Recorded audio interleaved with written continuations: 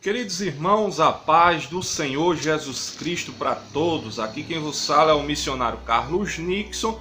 Que Deus venha abençoar o seu dia e a sua vida no decorrer dessa trajetória, né? Que nós estamos vivenciando a cada dia, a cada momento e a cada segundo, né? Hoje um tema que eu quero aqui refletir um pouco sobre a palavra do Senhor, conforme a thumb está aí sobre os versículos, sobre dízimos, e isso é o que tem gerado algum pensamento contraditório acerca sobre o que é dízimos na Bíblia Sagrada e até mesmo de alguns conhecedores, né, da palavra do Senhor, conhecedores esse que estudam e entendem para que serve o dízimo hoje dentro das igrejas e de que forma estão sendo ensinadas, né? Tem formas aí que são errôneas e tem formas que são certas, né, de ser ensinada. Mas é o que eu quero mostrar aqui na luz da Bíblia, alguns versículos da palavra de Deus, aonde ninguém vai poder contrariar o que eu vou me expressar acerca do que o texto aqui está nos dizendo, tá certo? Então, como texto base para nossa meditação aqui, que é um texto que toda denominação gosta de usar esse texto e muitas das vezes isola, é lá em Malaquias capítulo 3 e versículo de número 8 até o 10, nós vamos ler aqui. Se você tiver uma Bíblia Sagrada, um lápis na sua mão ou um papel, você vai escrevendo os capítulos e versículos que eu vou colocar aqui, tá certo? Eu vou colocar aqui, vou dizendo e vocês vão anotando, porque assim vocês vão crescendo na graça e no conhecimento de nosso Senhor Jesus Cristo, tá certo? Malaquias, capítulo 3, versículo do 8 ao 10. Roubará o homem a Deus? Uma pergunta. Pois vós me roubastes, e dizeis no que te roubamos, nos vossos dízimos e ofertas. Sois amaldiçoados com maldição, porque vós toda esta nação a mim me roubais. Aí o 10. Trazei todos os dízimos à casa do tesouro, para que haja mantimento em minha casa, e depois me provai nisto, diz o Senhor dos Exércitos. Se eu não vos abrirei a janela dos céus, e derramarei sobre vós uma bênção tal, até que não haja lugar suficiente para recolherdes, tá certo? Esse aqui é o texto base. Esse é o texto base onde algumas denominações, não vou citar nomes por causa da ética, mas algumas denominações usam esse texto aqui como base aqui para recolher os dízimos dos fiéis da igreja local onde eles congregam, né? Mas a pergunta e o tema para nós aqui entrarmos no texto é: para que serve o dízimo? Aí nós vamos entrar nesse tema, para que serve o dízimo, para que a gente venha aqui abrir mais a mente um pouco, né? Por esses dias aí, alguns dias atrás, eu fui bloqueado, né, por um pastor aí, não vou citar nome também, mas eu conheço a denominação, é uma denominação muito grande, conhecida aqui no Brasil. Ele me bloqueou porque ele estava falando sobre dízimos e oferta. Eu comecei a expor para ele lá alguns versículos e capítulos da palavra de Deus concernente a isto, né? E ele me bloqueou, não respondeu mais mensagem nem nada. Não sei, eu acho que pesou na consciência dele do que de fato significa o dízimo, tá certo? Então eu quero aqui ler aqui com vocês.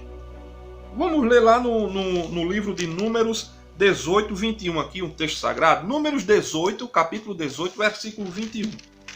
Vamos aqui para esse texto aqui. Números, capítulo 18, versículo 21. Olha o que é que diz. E eis que eu tenho dado aos filhos de Levi todos os dízimos em Israel por herdade, por seu ministério, porquanto eles servem no ministério do tabernáculo do testemunho. Por quê? Porque a tribo de Israel,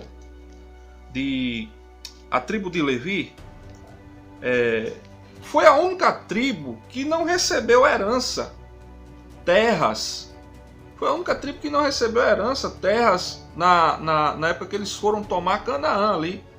Foram divididos entre as outras tribos, mas a herança de Levi seria o Senhor, tá entendendo? Sobre a tribo ali de Levi e sobre ali os descendentes de Arão. Porque eles teriam que cuidar ali do tabernáculo, do ministério do tabernáculo ali, de todas as ornamentações que tinham ali dentro, das cerimônias, do que era feito dentro daquele tabernáculo. Então todos os dízimos que a nação, as outras tribos, todos eles iam em direção para adorar a Deus no santuário, no tabernáculo, eles levavam dízimo e depositavam lá, né? Existia um lugar lá para depositar essas ofertas, né? E essas ofertas eram dadas ali para a tribo de Levi, e os levitas que tomavam de conta naquela época eram os que eles iam fazer o quê? Eles iam dar para a família deles, que era o único sustento que eles tinham. Então eles davam para as esposas, para os filhos, para a manutenção da família, entendeu? Aqui para a manutenção. Agora vamos ler aqui Deuteronômio, Deuteronômio capítulo 26, versículo 12. Olha só o que é que o texto diz.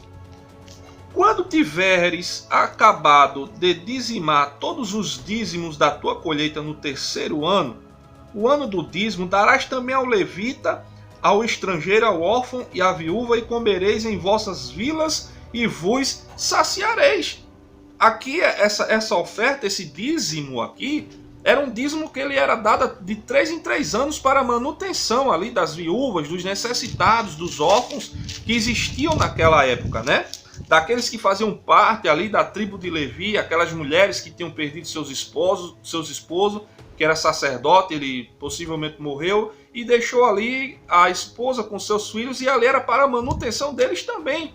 Então o dízimo serve para isso. Agora, a forma que ele é usado nos nossos dias atuais, a gente tem que se examinar muito bem acerca disso aí, porque muitos têm ensinado de forma errada. Então aqui eu quero ler aqui com vocês, no livro de Provérbios, Provérbios 11, 24, que diz assim: há quem distribua e, entretanto, se lhe acrescenta, e há quem retém mais do que é justo e, contudo, vai sofrer perdas. Aqueles que são liberais, aqueles que dão com amor, com alegria. Lá em 2 Coríntios, eu quero ler aqui também outro versículo aqui também. 2 Coríntios 9, 7, aqui, que diz assim: cada um contribua segundo propôs no seu coração, não com tristeza ou por necessidade, porque Deus ama o que dá com alegria. Deus ama aquele que dá com alegria. Então aqui tem muitos que usam a palavra de Deus de forma errada, querendo ali impressionar o fiel, querendo ali subjugar ele por causa daqueles versículos lá de Malaquias. Pega aquele texto isolado, entendeu? Traz para os nossos dias aquele dízimo. Mas o dízimo, na realidade, era para a tribo de Levi, para a manutenção deles. E o dízimo era ligado diretamente ao templo, ao santuário. Hoje em Israel não existe mais aquele templo e aquele santuário. Os levitas ali, eles não estão cuidando mais do templo. Então, para onde é que esse dízimo é direcionado? De que forma é que o dízimo é usado em nossos dias? Tá certo? Eu quero ler aqui mais um outro texto, só para vocês verem a igreja primitiva, como é que usava as ofertas que os fiéis davam dentro da igreja.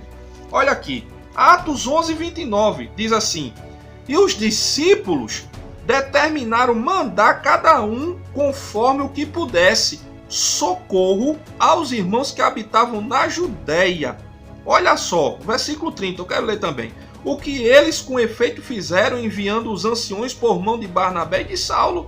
Eles levaram oferta a Jerusalém para ajudar os irmãos.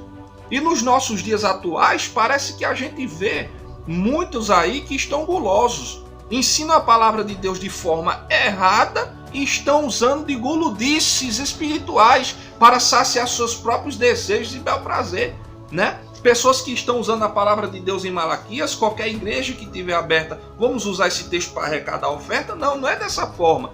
Colocar a palavra de Deus como dízimo para impressionar as pessoas. Ensina de forma errada. A palavra de Deus diz aqui, em Atos, aqui nesse texto, que quando eles receberam a oferta, eles levaram para ajudar os irmãos. Então o dízimo é para ajudar. É para ajudar aquele que está necessitado dentro da sua igreja, aquele que está precisando, mas não é para trazer recursos para enriquecer quem está na liderança. Então essa é a forma real do que é um dízimo aqui, o conceito de um dízimo, né, que é a 10ª parte. Mas que Deus venha abençoar a sua vida, tomara que esse vídeo tenha esclarecido mais. Se você puder assistir ele de novo, assiste e anota os capítulos e versículos. Eu não vou aqui deixar mais versículos da palavra de Deus, porque o vídeo está ficando um pouco grande, tá certo? Corrido. Se você gostou desse vídeo, deixa o seu like, se inscreva aí abaixo, ative o sininho das notificações, tá certo? Que Deus abençoe a sua vida e compartilhe nos grupos do WhatsApp aí, tá certo? Você vai ajudar bastante esse canal. Aqui fica o abraço e a paz do Senhor do missionário Carlos Nixon. Deus abençoe.